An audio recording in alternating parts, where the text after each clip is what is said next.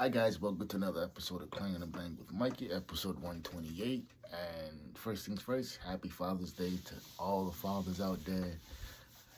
And happy Father's Day to everybody else whose dad isn't around. Whether, you know, whatever the circumstances may be. Yeah, Father's Day for me, man, is always kind of weird. Um, it's weird because I'm always reminded that he's not here. You know, um, my dad died from cancer about almost 11 years ago, and it's a weird feeling, man. Like like not hearing his voice, not talking to him, and you never get used to it. You just get used to them not being here. You get used, you get used to not seeing them around, or you get used to just not having daily interactions with them, right? And for a while it fucked me up. And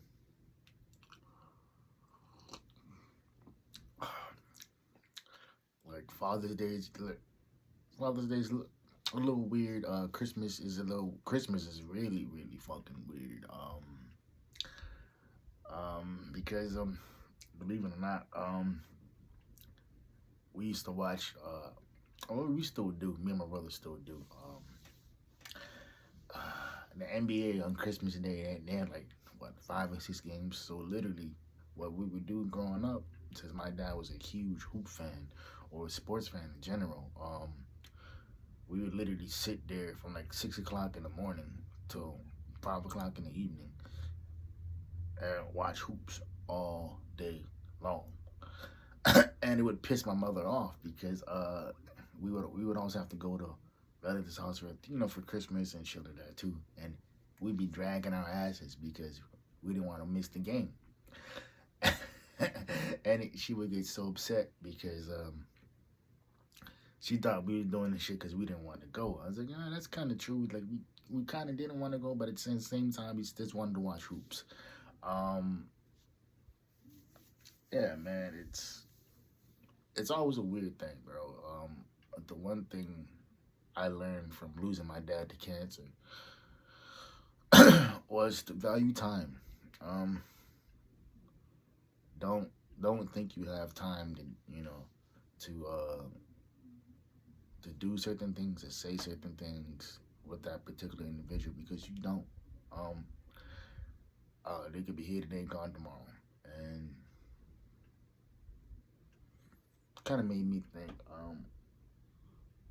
My dad died October 26, 2012. My birthday is November 1st, so you do the math, right? Um, and he had a acute leukemia and lymphoma. Um, that type of cancer is extremely, extremely aggressive. And I was like 23, 24, Yeah, I was 23 when my dad died. I remember walking in the house one day, coming up from school, and I was like, walk past the hallway, and I remember seeing um, oxygen tanks, and that's when it hit me. I was like, yo, this shit is real. Like, whatever's going on is about to get real, real, real quick. And that really set the tone for me, man. Everything that I did after that, was basically in the back of my mind. I'm like, yo, we don't have time to fuck around. Everything we do from this point out is important. And but yeah, man, like Father's Day is kind of, it's always strange because I'm always reminded of that. Of that scene walking down my hallway and seeing oxygen tanks and seeing all kinds of shit, right? And but anyway, man, on a brighter note, As you guys can see, I'm wearing my Tupac t-shirt, and his birthday was Friday. Mine's would have been 52. Um, I often think about how different the game would be if guys like Biggie, Tupac, Eazy didn't die. You know what I mean? The way they did. And I think the game would have been so much different. I was literally watching Straight Outta Compton on Friday night, and I told myself like, man, it's like if NWA would have stayed together, the amount of money that they would have made, the amount of records that they would have made, because they they were just fire, bro. The same thing with Run DMC and Public Enemy. Public Enemy was probably better than Run DMC. Um, and I think music in general, it's a really, really difficult topic to tackle because you don't know. um, but I think if Biggie and Pac didn't die the way they did, and losing Easy E the way the way that we did, is like it's like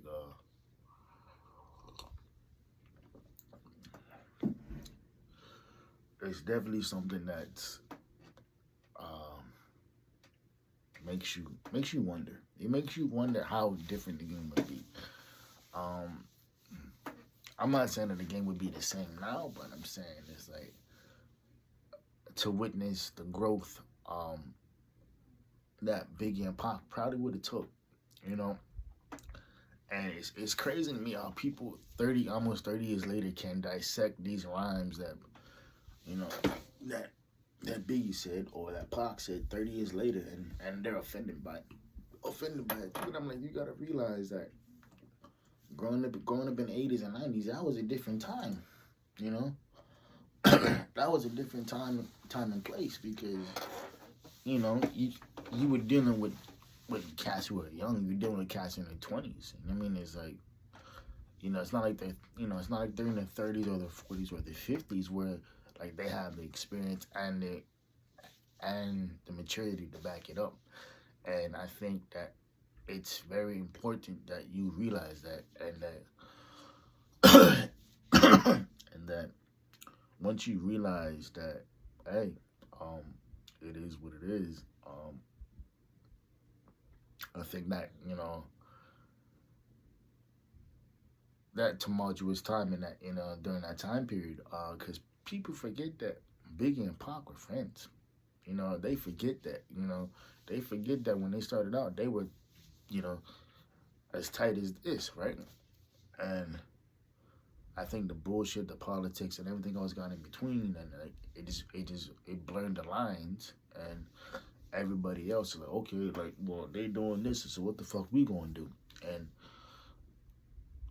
it was just a weird situation to be in because you're like, okay, what do we do with this? Because this is what's going on, but this is what's popping off, and if we don't do nothing about it, it could be detrimental. And I think if a lot of people would just stop and chill and realize that life is bigger than what you say in a record or what you say in general, um, time is important. I say that because I was working on an album last night, and and and I'm coming with some new concepts for another album that I'm working on. So I'm never working on just one project at one time, and I'm not, man. Just like that's just how I'm doing. I always have 3 or 4 projects that I'm working on at the same time. And so that's why when the album takes a lot longer than it should, because I'm doing everything myself. Um, Another thing too, I was watching clips of Poetic Justice. Probably one of the best movies that Pop was in, and and in the movie, Pop was saying that like it's always another black man I tear down another black man, but basically doing better than what he's doing, and it's true. I think if people would just stop and chill and realize that what they're doing is more detrimental than anything else, they would just realize that it's imperative that we do better. And I was talking to somebody the other day. I asked this individual, like, hey, how do you handle conflict? And they go, well, maturely. And I go, yeah, okay, but and everything else too. And this individual said, like, she said, she said a few other things too. And but it's refreshing to me when I can talk to somebody and the communication is on point. It's refreshing to me that I can sit there and have a conversation with somebody and not have to worry about being judged. It's and that to me is basically growth. It's maturity. If you express what's bothering you, in a way that's constructive, in a way that's positive, in a way that's allows for dialogue to happen. Because the worst thing you can do is shut somebody else out, and then wonder why this individual doesn't want nothing to do with you. It's also weird for me when people are upset and they're upset, and you ask them what are they upset about because you want to fix the situation, and they literally say, "Well, there's nothing to fix." I'm like, then why are you mad? If there's nothing to fix, then why are you upset? Or like one of my favorite lines is when people go, "Well, I think we should stop talking for now." It was like, oh, so you're upset, but you don't want to talk about what's bothering you, so you're in turn gonna shut down.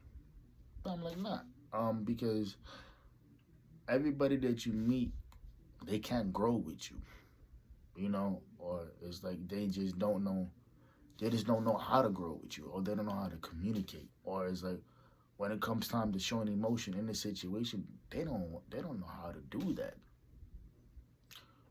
They were never taught how to do that, and I'm like, yo, if you mad about something, tell me.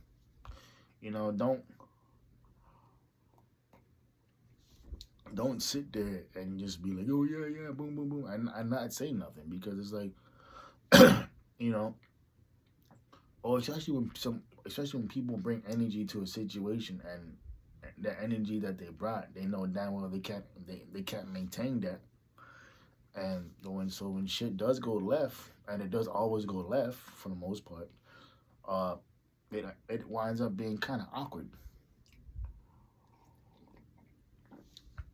And yeah, I just think at the end of the day that's unfortunate, because we're all here to get better. We're all here to we're all here to grow and learn. And if you can't do that, then what are you doing? Like if you can't sit there and admit to your flaws or your faults. um I used to know this one girl in high school. Um and every time somebody had an issue with her, she would always say, well, I don't know what you're talking about. What do you mean? It's like, and people will literally point out what the fuck she did wrong or what the fuck she did to offend people, right? And I'm like, Ma, they're literally giving you examples of what you did. So what do you mean you don't know what they're talking about? And that right there, we must have been about 15, 16. And that right there told me, like, yo, it's like, she has no clue that, or either she has a clue and she doesn't want to admit it, that she's hurt these individuals, and it's like they're telling her what what she did, and she doesn't want to take accountability for it, and that's pretty bad.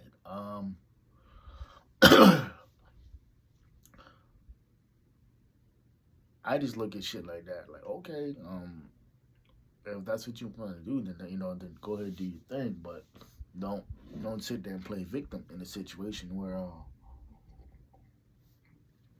you caused it. Um, Especially when people are telling you whether it's you telling them or them telling you, you don't have the right to basically say that, oh well, I didn't know I hurt you, so get over it. And it's like, nah, it's like, or it's like when people like, this is one of my favorite things that when people complain about the work that they didn't do. So, and they didn't get the results that they wanted because the work wasn't done, right? And I've straight up told people, it was like, oh, it was like, you didn't do anything. So why are you complaining about the work that didn't happen for you if you didn't do nothing? Doesn't make any sense, right? Like, how are you gonna complain about something that you with the work you didn't do, but you're gonna complain about it? You know, like you're gonna complain about the results that you didn't get from the work you didn't do. Um, yeah, man, it's like some people they just can't grow with you, man. It's like as bad as you want them to, as bad as you want them to sit there and take this co-pilot seat with you and just go through life and just like, yo, okay, boom, boom, boom, boom, boom. This is what we gonna do. It's like the other day I made a reel and I was talking about how I don't do mediocrity. I don't, you know, I don't do mediocre conversations. I don't do mediocre friendships. I don't do mediocre anything, man. I remember one of my partners. We was in our 20s, and my man's wanted to go into. He wanted to go on to Alamoana, and I'm like, okay, bro, like, what we gonna do? And he said, oh man, we're just gonna walk around and kill time. I'm like, dog, we ain't in high school. Like, nigga, I got shit to do. You know, I can't be wasting, 2-3 hours of my time fucking around with you because, that's just what you want to do, right? And it's always awkward when I see, a couple of those individuals because it's like, academically, they were smarter than me, and everything too. So, yeah. And I think that's also something that you have to realize too, that, like I said, everybody they can't go with you. And they can't grow with you either. But anyway, y'all, this is about 17 minutes of your life that you won't get back. Hope y'all keeping it for a peace, private, very positive pushing. I'll see you later. Goes.